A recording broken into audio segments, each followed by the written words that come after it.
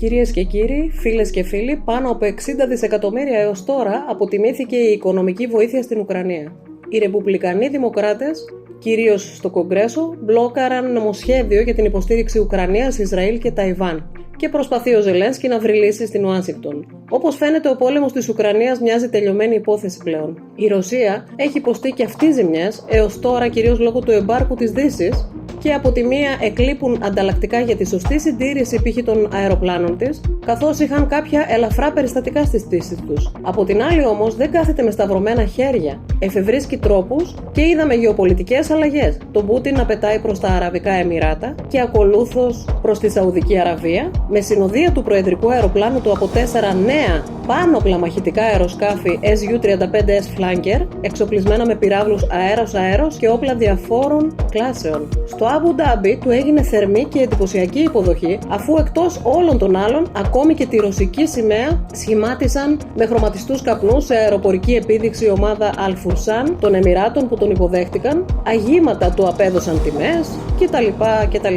Σίγουρα, πέρα από τη σύσφυξη των σχέσεων που παρουσίασαν θεαματική πρόοδο σύμφωνα με τον Ρώσο πρόεδρο, ετοιμάζουν πολλά περισσότερα σε σχέση με τους BRICS, την κατάσταση στη Μέση Ανατολή και πολλά άλλα θέματα που θα τα δούμε στο μέλλον. Πάμε τώρα πάλι στα δικά μας. Η επίθεση φιλίας δεν ήταν επιλογή της Τουρκίας σύμφωνα με τους αναλυτές, αλλά προσπάθεια ελέγχου των ζημιών που προκάλεσαν οι κινήσεις απομόνωσής της στο διεθνές γεωστρατηγικό τραπέζι. Αξίζει να ακούσουμε μικρό απόσπασμα του κυρίου Πικραμένου στο κανάλι του Σάβα Καλεντερίδη, εμπειρογνώμων στο Ευρωπαϊκό Κοινοβούλιο και για θέματα υπηρεσιών, πληροφοριών και Τουρκίας, ο οποίος μας εφιστά την προσοχή μετά από τη συνάντηση των δύο χωρών. Το θέμα είναι ότι στο εξωτερικό, αυτά που συζητάμε εμείς στην Ελλάδα, με το κάζους μπέλι, με τη στρατιά του Αιγαίου, με τις γκριζές ζώνες, με τις διακλαδικές ασκήσεις που γίνονται κάθε χρόνο, με εξομοίωση κατάληψης ελληνικών νησιών, με τις φράσεις όπως θα έρθουμε ένα βράδυ ξαφνικά, θυμηθείτε τι έγινε στη Σμύρνη το 22. Όλα αυτά που ακούμε και βλέπουμε καθημερινά προς τα έξω δεν περνάνε. Αυτό που μεταδίδουν τα διεθνή ΜΜΕ είναι αυτή η διακήρυξη φιλίας και συνεργασίας. Αυτό λοιπόν εξυπηρετεί το τουρκικό αφήγημα. Διότι εμείς αντί να καταγγείλουμε την Τουρκία για ό,τι συμβαίνει, είτε σε επίπεδο παράνομης μετανάστευσης, σε Εύρο, σε νησιά, είτε σε επίπεδο προξενείου, είτε σε επίπεδο ασκήσεων Νόταμ, Ναύτεξ, είτε σε επίπεδο επιχειρήσεων της ΜΙΤ εντός της Ελλάδος, όλα αυτά λοιπόν τα έχουμε βάλει κάτω από το χαλί. Προωθούμε κι εμείς το προϊόν της Τουρκίας, δηλαδή φιλία, συνεργασία, καλό κλίμα. Γιατί? Διότι το έχουμε ξαναπεί. Το πολιτικό σύστημα στην Ελλάδα θέλει να αγοράσει χρόνο. Θέλει να αγοράσει χρόνο, όχι γιατί ετοιμάζεται κάποια στιγμή να κάνει πόλεμο στην Τουρκία, όπως λένε μερικοί, ότι ουσιαστικά εμείς προσπαθούμε τώρα να κερδίσουμε χρόνο για να εξοπλιστούμε προκειμένου να κάνουμε μετά πόλεμο στην Τουρκία. Ένα γελίο επιχείρημα, επιτρέψτε μου την έκφραση, αλλά γιατί θεωρεί ότι για να μπορέσει στην Ελλάδα το σύστημα να είναι σταθερό, το πολιτικό σύστημα ανεξαρτήτως κυβέρνησης, θα πρέπει να είμαστε υπό νεοοθωμανική ειρήνη.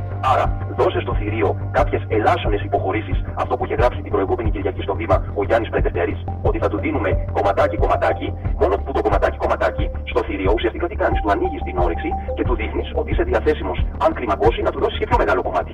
Οπότε, δείτε το αυτό σε νησιώτες από τη Λίμνο μέχρι το Καστελόριζο και δείτε κατά πόσο νιώθουν ασφάλεια ή ανασφάλεια για το ελληνικό κράτος. Η Τουρκία είναι πρώτη στο οργανωμένο έγκλημα στην Ευρώπη και 14η διεθνώς, σύμφωνα με έκθεση της Διεθνούς Πρωτοβουλίας. Και εμείς συζητάμε με τους εγκληματίες, παύλα τρομοκράτες, τα συμφέροντά τους για να είμαστε με τη σωστή πλευρά της ιστορίας.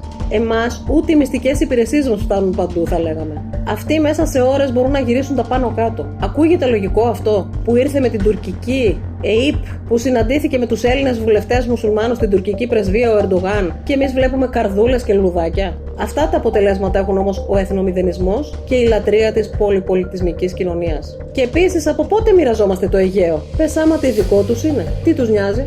Ας ακούσουμε τον κύριο Δημήτρη, τον γνωστό ως τραπεζικό, στην εκπομπή του κυρίου Γρηγόρη Σερέτη, γιατί έχει ενδιαφέρον για την ιστορία. Όχι μόνο ο Μητσοτάκης, αλλά και ένα σωρό άλλοι υπουργοί, οι πρωθυπουργοί, έχουν εξεπουλήσει το Αιγαίο το 1971. Σήμερα μας λένε ότι συζητάμε μόνο για την ΑΟΣ και την υφαλοκρηπίδα. Μα η ΑΟΣ είναι 200 ναυτικά μίλια. Κάθε ναυτικό μίλι είναι 1852 μέτρα. Δηλαδή συζητάμε να μπει η Τουρκία στο Αιγαίο σε βάθος 360 χιλιόμετρα. Τι σημαίνει συζητάμε για την ΑΟΣ και την υφαλοκρηπίδα? Η υφαλοκρηπίδα είναι 250 μίλια έως 350 μίλια. Δηλαδή μπορεί να φτάσει μέχρι την Εύβοια. Και εμείς τι συζητάμε? Για ποιες θαλάσσιες ζώνες? Οι θαλάσσιες ζώνες είναι καθορισμένες με την υπογραφή στο Montego Bay, Τζαμαϊκά, το 1982. Που ενώ εμείς την έχουμε υπογράψει και έχουμε και περάσει νόμο με τις θαλάσσιες ζώνες, η Τουρκία δεν την έχει υπογράψει. Τι συζητάμε λοιπόν την Τουρκία, κάτι που έχουμε υπογράψει εμείς και δεν το έχει υπογράψει η Τουρκία, πώς θα το δεχτεί αυτό δεν το έχει υπογράψει? Μας κοροϊδεύουν κανονικά.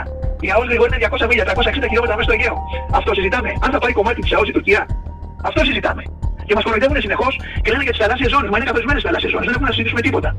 Οι Τούρκοι επίσης διεκδικούν ένα σωρό πράγματα στο Αιγαίο. Δηλαδή, διεκδικούν υφαλοκρηπίδα που να εκτείνεται στο μισό Αιγαίο, τα νησιά, τα δικά μας, να μην έχουν υφαλοκρηπίδα, διεκδικούν 192 νησιά και νησίδες, αναθεώρηση της συνθήκης της Λοζάνης, 4.420 τετραγωνικά χιλιόμετρα στο Αιγαίο, αποστρατιωτικοποίηση των νησιών, δικαίωμα της τουρκικής όπως την ονομάζουν αυτοί, μειονότητα στη Θράκη, δικαίωμα επέκταση των χωρικών υδάτων στο Αιγαίο, δικαίωμα στον εναέριο χώρο μας δραστηριότητες έρευνας και διάσωσης και μας απαγορεύουν την επέκταση των χωρικών μας υδάτων στα 12 μίλια όπως έχουμε δικαίωμα να κάνουμε. Μην τη λένε κάζους μπέλη αν προεκταθείτε στα 12 μίλια. Συζητάνε δηλαδή 11 πράγματα βασικά και εμείς δεν συζητάμε, δεν έχουμε καμία απέτηση από τους Τούρκους. Ούτε καν την ύμνο και την τένετο που είναι παράνομο το καθεστώς που την έχουν οι Τούρκοι. Βάσει τη συνθήκη της Λοζάνης. Ο γέρος του Μοριά κάποτε είχε προειδοποιήσει ότι δεν θα δείξει έλεος σε τουρκοπροσκυνημένους.